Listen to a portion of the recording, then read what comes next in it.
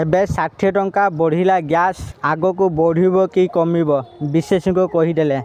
ଯୁଦ୍ଧର ଅଷ୍ଟମ ଦିନରେ ହଠାତ୍ ଗ୍ୟାସ୍ ଦର 60 ଟଙ୍କା ବୃଦ୍ଧି ପାଇଛି। ଆଗକୁ ଦର ବଢ଼ିବ କି କମିବ ଜାଣନ୍ତୁ ଏହି ଭିଡ଼ିଓ ମାଧ୍ୟମରେ। ତେଣୁ ଭିଡ଼ିଓକୁ ଆରମ୍ଭ କରିବା ପୂର୍ବରୁ ଆପଣ ସମସ୍ତଙ୍କୁ ଅନୁରୋଧ, ଯେଉଁମାନେ ଏପର୍ଯ୍ୟନ୍ତ ଆମ ଚ୍ୟାନେଲକୁ ସବସ୍କ୍ରାଇବ୍ କରିନାହାନ୍ତି ଆପଣମାନେ ଏବେ ହିଁ ଆମ ଚ୍ୟାନେଲକୁ ସବସ୍କ୍ରାଇବ୍ କରନ୍ତୁ। ଆଉ ଏହି ଭିଡ଼ିଓକୁ ବହୁତ ମାତ୍ରାରେ ଲାଇକ୍ ସେୟାର କମେଣ୍ଟ କରିଦିଅନ୍ତୁ। ତେବେ ଚାଲନ୍ତୁ ଡେରି ନ କରିକି ଆଜିର ଏହି ଭିଡ଼ିଓଟିକୁ ଆରମ୍ଭ କରିବା। ଯୁଦ୍ଧର ଅଷ୍ଟମ ଦିନରେ ହଠାତ୍ ଗ୍ୟାସ୍ ଦର 60 ଟଙ୍କା ବୃଦ୍ଧି ପାଇଛି। ଆଗକୁ ଦର ବଢ଼ିବ କି କମିବ ଜାଣନ୍ତୁ। କେମିତି ଇରାନ ଇସ୍ରାଏଲ ଯୁଦ୍ଧ ଓଡ଼ିଶା ଖାଉଟିଙ୍କ ଚିନ୍ତା ବଢ଼ାଇଲାଣି। ଇରାନ ସହ ଆମେରିକା ଇସ୍ରାଏଲ ଯୁଦ୍ଧ, ଯାହାକୁ ନେଇ ଅଶାନ୍ତ ମଧ୍ୟପ୍ରାଚ୍ୟ। ଭାରତର ଏହି ଯୁଦ୍ଧରେ କୌଣସି ସମ୍ପୃକ୍ତି ନଥାଇ ମଧ୍ୟ ଏହାଦ୍ୱାରା ପ୍ରଭାବିତ ହେଉଛି, କାରଣ ସିଧାସଳଖ ଖାଉଟିଙ୍କ ପକେଟ ଉପରେ ହୋଇଛି ଯୁଦ୍ଧର ପ୍ରହାର। ଆଉ ଏଥିରୁ ବର୍ତ୍ତି ପାରିନି ଆମ ରାଜ୍ୟର ହାଣ୍ଡିଶାଳ। ଯୁଦ୍ଧର ଅଷ୍ଟମ ଦିନରେ ହଠାତ୍ ଗ୍ୟାସ୍ ଦର 60 ଟଙ୍କା ବୃଦ୍ଧି ପାଇଛି।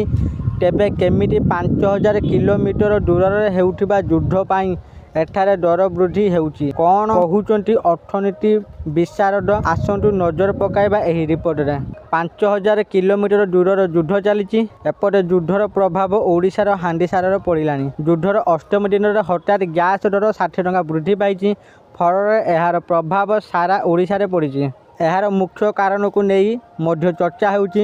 କାରଣ ନମ୍ବର 1, ଯୁଦ୍ଧ ଯୋଗୁଁ ପ୍ରାକୃତିକ ଗ୍ୟାସ୍ ଆମଦାନୀ ବାଧାପ୍ରାପ୍ତ। କାରଣ ନମ୍ବର 2, ଯୁଦ୍ଧ ଭୟରେ ଲୋକେ ଆତଙ୍କିତ ହୋଇ କିଣିବା।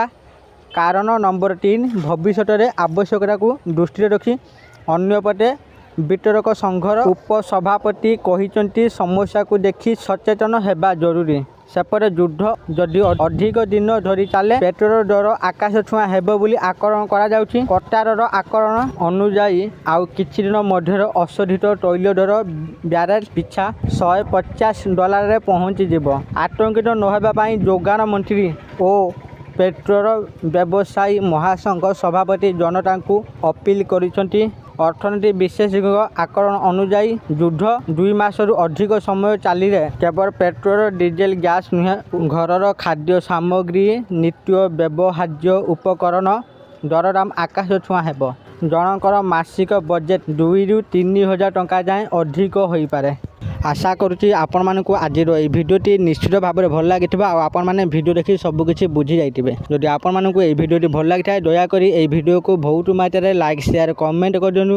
ଆଉ ଯେଉଁମାନେ ଏପର୍ଯ୍ୟନ୍ତ ଆମ ଚ୍ୟାନେଲକୁ ସବସ୍କ୍ରାଇବ୍ କରିନାହାନ୍ତି ଆପଣମାନଙ୍କୁ ଅନୁରୋଧ, ଆପଣମାନେ ଏବେ ହିଁ ଆମ ଚ୍ୟାନେଲକୁ ସବସ୍କ୍ରାଇବ୍ କରିଦିଅନ୍ତୁ।